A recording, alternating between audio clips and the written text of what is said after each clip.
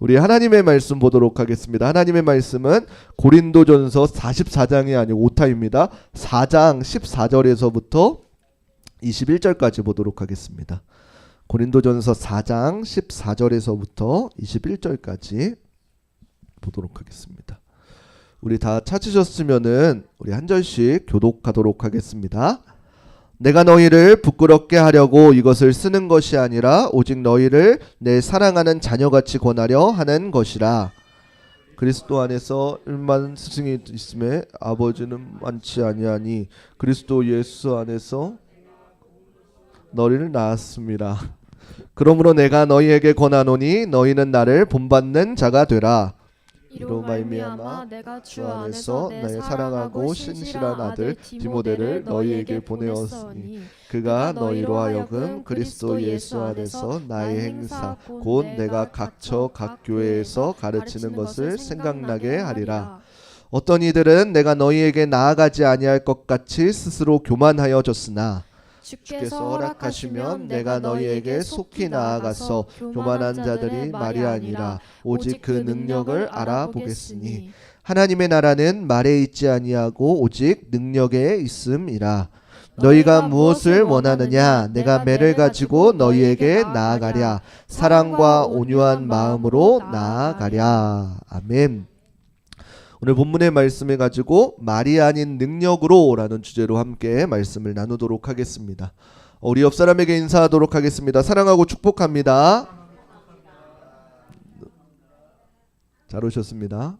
예, 한 주간 잘 지내셨나요? 이번 주가 아마 정말로 많이 더운 한 주였을 것 같습니다. 아마 특별히 우리나라 같은 경우는 사계절이 참 뚜렷한데 요즘에는 어물쩡 여름으로 넘어갔다가 어물쩡 겨울밖에 남지 않은 것 같은 모습입니다. 특히 이번 여름은 조금 많이 덥다고 하니까 건강에 유의하시기를 바라겠습니다. 제가 요즘 많이 묵상하는 것 중 하나가 무엇이냐면 리더십에 대해서 많이 묵상하고 있습니다. 세상에서 이야기하고 있는 리더십은 참으로 여러 종류가 많습니다. 어떤 사람은 이렇게 앞장서서 나아가는 리더십이 있는 반면에 어떤 사람들은 이 조금 뒷사람들을 많이 챙길 수 있는 돌보아주는 리더십을 발휘하는 사람들도 있습니다. 그래서 제가 생각하기에 나는 어떤 리더십을 가졌을까라고 생각해 보니까 답이 나오더라고요. 참 손이 많이 가는 리더십을 가졌다라는 생각이 들었습니다. 우리 아마 이번에 선거가 끝나기도 했는데 이 선거를 위해서도 많이 기도 부탁드리겠습니다. 왜냐면은 이 리더를 잘 뽑는 게 왜 중요하냐면은 제가 교회를 이렇게 보면서 그리고 다른 사역지를 다니면서도 이 리더자들을 세우는 게 왜 중요한가 생각했더니 중요한 이유 중 하나가 무엇이냐면은 그 공동체에 성장하는 것은 리더 이상으로는 성장할 수 없다라고 하는 것입니다. 왜냐면은 그 리더가 어떤 사람이냐에 따라서 그 리더만큼 그 공동체가 성장할 수 있게 되어지는 것입니다. 그래서 안타깝게도 우리 성도님들은 아마도 지금 세워주신 저란 리더만큼 아마 자라게 되어질 것입니다. 그것은 어떠한 가정도 마찬가지고 교회 공동체도 마찬가지고 모든 공동체에 마찬가지입니다. 그렇기 때문에 우리가 리더를 세우는 것에 있어서 많은 기도가 필요하고 신중함이 필요합니다. 그런데 참 감사한 것은 무엇이냐면은 저만큼 우리 교회가 잘할 수밖에 없다라고 해가지고 실망하지 않아도 될 것은 무엇이냐면은 리더를 변화시킬 수 있는 방법이 있다라고 하는 것입니다. 그 리더를 변화시킬 수 있는 방법은 무엇이냐면은 바로 구성원들의 기도입니다. 제가 부교육자 시절에 이제 여러 교회를 다니면서 설교를 할 때 보니까 조금 한 가지 데이터가 쌓이는 것을 볼 수가 있습니다. 이제 저도 설교를 준비하고 무언가를 할 때 이제 기도하면서 하나님께서 주시는 마음으로 설교를 하는데 어떤 교회에서는 설교의 주제가 계속해서 회복에 관한 주제를 선포할 때가 있습니다.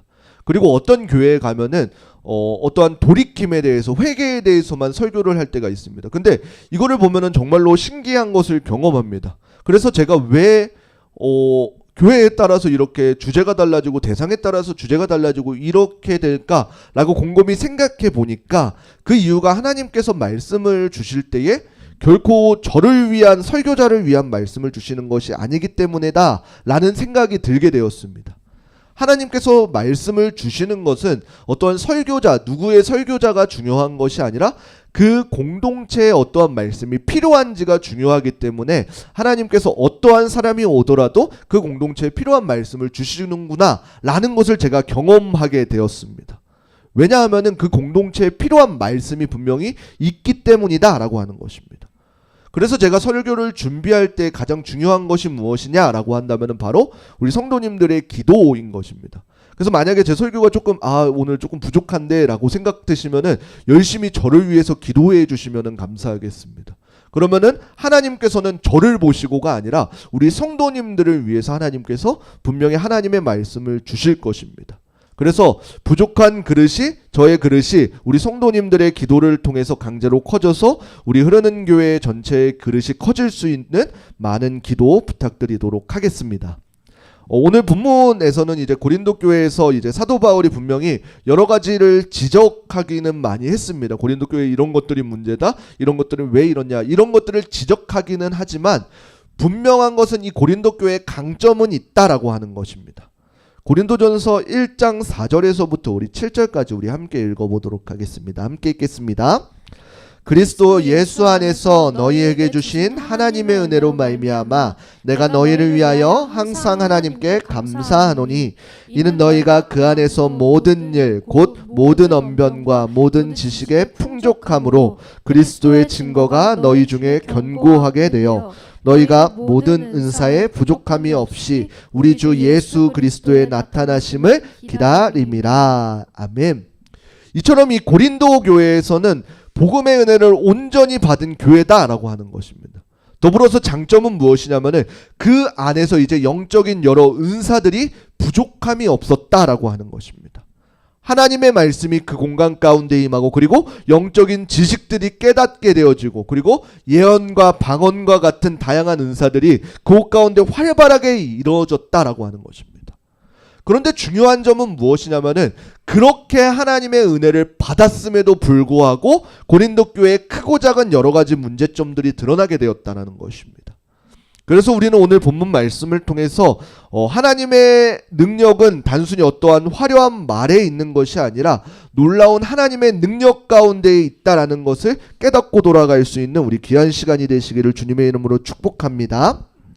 이처럼 하나님의 은혜를, 놀라운 은혜를 받은 고린도 교회지만 그 안에 여러 가지 문제점이 있었습니다. 그리고 그 안에 여러 가지 문제점 중에 가장 큰 부분은 무엇이냐면은 교회의 분열이었습니다. 고린도전서 1장 12절 말씀 우리 함께 읽어보도록 하겠습니다. 함께 읽겠습니다. 내가 이것을 말하거니와 너희는 각각 이르되 나는 바울에게, 나는 아볼로에게, 나는 게바에게, 나는 그리스도에게 속한 자라 한다는 것이니. 아멘. 분명히 이 신약에 와서 예수 그리스도를 머리로 하여서 하나 되어야 될 교회라는 공동체가 오늘 방금 읽었던 말씀처럼 여러 파벌로 이렇게 나뉘어졌다라고 하는 것입니다. 나는 바울에게 속해 있고 나는 아볼로에게 속해 있고 나는 게바에게 속해 있고 나는 그리스도에게 속한 자입니다. 이렇게 교회 안에서도 이렇게 분열되었다라고 하는 것입니다. 이 당시에 바울파라고 주장하는 사람들은 무엇인가요? 바울이 직접 이 고린도 교회를 개척했기 때문에 특별한 애정을 가졌고 그 바울만이 우리의 선생님이다 라고 주장하는 무리들입니다. 또한 아볼로파는 어떠한가요? 이 아볼로는 성경에서 이야기하듯이 굉장히 학식이 풍부한 사람입니다. 그리고 달변가입니다. 그래서 그 당시에 고린도 교회의 문화가 굉장히 지식적인 문화가 강했기 때문에 이 사람의 설교를 들으니까 왠지 스마트해, 이렇게 되었기 때문에 내가 아볼로의 말씀을 들으니까 너무 쏙쏙 들어오네 하고 아볼로를 따르는 아볼로파가 있었습니다. 그리고 게바파는 무엇이냐면은 예수님의 12사도 중에서 가장 대표적인 인물 베드로죠. 이 베드로를 중요하게 생각하는, 진정한 사도는 베드로다 라고 생각하는 무리들이 바로 게바파였습니다. 그리고 우리가 한 가지 의아했던 것 중에 하나는 무엇이냐면은 분명히 이렇게 파를 나뉘는 건 어쩌면 나뉠 수 있어요. 사람이기 때문에 사람을 따라서 나뉠 수 있는데 도대체 그리스도께 속한 자, 그리스도파는 뭐냐라고 하는 것입니다. 사실 이 그리스도는 원래 파로 나뉠 수 있는 게 아니죠. 모두 다 예수 그리스도를 머리로 하고 살아야 되니까. 근데 사도 바울이 이 파로 나뉜 이유는 무엇이냐면은 자신들은 오직 예수 그리스도만 따른다라고 생각하는 것입니다. 맞죠? 근데 그보다 중요한 것은 무엇이냐면은 다른 성도들보다 자신들의 영적인 권위가 훨씬 높다라고 생각하고 있는 이 배타적인 태도 때문에 사도 바울은 이 사람들을 그리스도파다 이렇게 분류해버린 것입니다. 혹시 이 파들을 들으면은 혹시 생각해 보신 것이 나는 어느 파에 속해져 있는지를 생각해 보셨을까요? 왜 이 이야기를 드리냐면은 오늘날에도 마찬가지로 이렇게 불리지만 않을 뿐이지 많은 사람들 그리고 많은 교회들이 이렇게 분열되어져 있다라고 하는 것입니다. 나는 어느 목사님의 설교가 논리적이고 임팩트가 있는데 어떤 목사님은 어떤 그 선교사님의 10대 자손이래. 그 뿌리 있는 혈통이래. 어떤 교회는 어떤 목사님은 이러한 사람이 이렇게 많이들 나뉘어 가지고는 어떻게 되어져 있나요? 갈갈이 흐트러져 버린 것이 아마도 오늘날의 교회 가운데에서도 있다라고 하는 것입니다. 마찬가지로 이러한 것을 쫓아 이야기하면서 2000년이 넘었지만 우리에게도 마찬가지로 어떻게 돼요? 그 모습이 계속해서 투영되어지는 것을 볼 수가 있는 것입니다. 물론 이것이 어떠한 우리에게 소속감을 갖지 말아라 이러한 이야기가 아닙니다.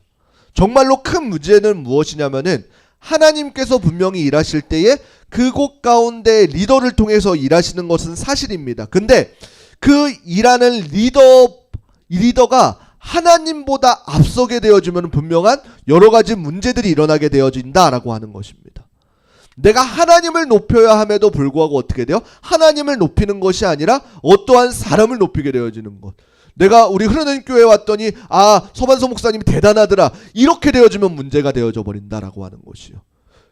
그곳 가운데 하나님이 함께 하시는 그 하나님께 영광을 올려드려야지 내가 무언가를 드러내게 되어지면 어떻게 돼요? 그 사람이 하나님의 앞을 가리게 되어져 버린다라고 하는 것입니다.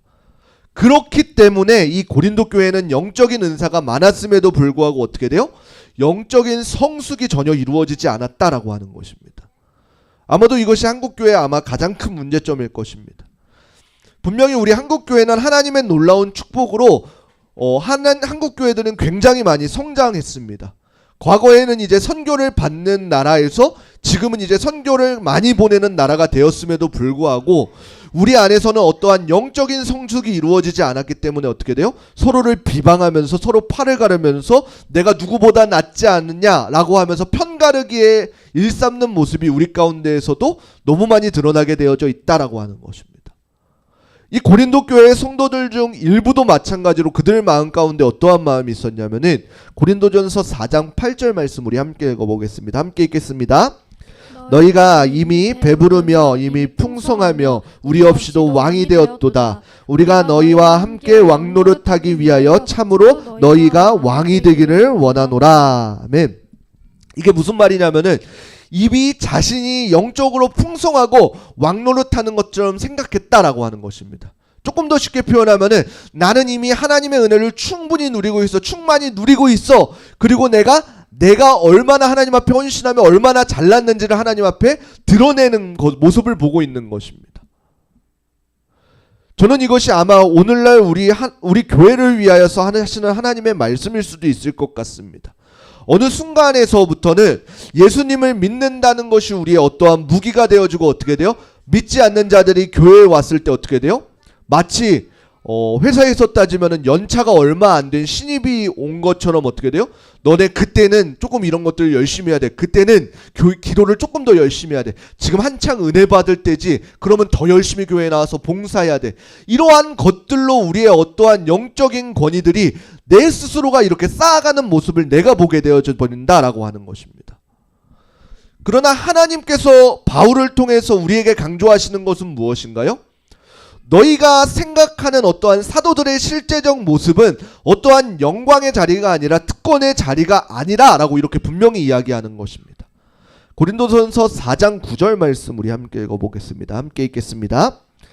내가 생각하건대 하나님이 사도인 우리를 죽이기로 작정된 자같이 끄트머리에 두셨음에 우리는 세계 곧 천사와 사람에게 구경거리가 되었노라. 아멘.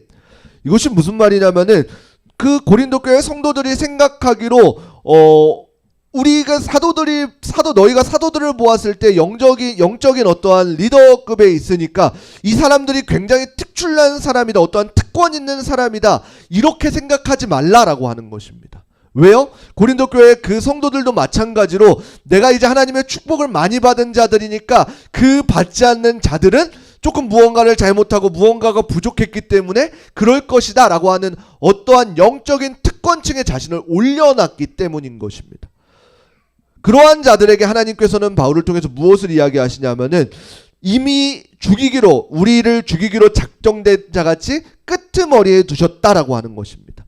사도들은 단순히 어떠한 특권자의 위치가 아니라 그 죽이기로 작정된 자와 같이, 그리고 마지막에 끄트머리에 두셨다는 것은 결코 높은 자리가 아니라 가장 낮은 자리에서 섬기도록 부름을 받았다라고 하는 의미입니다.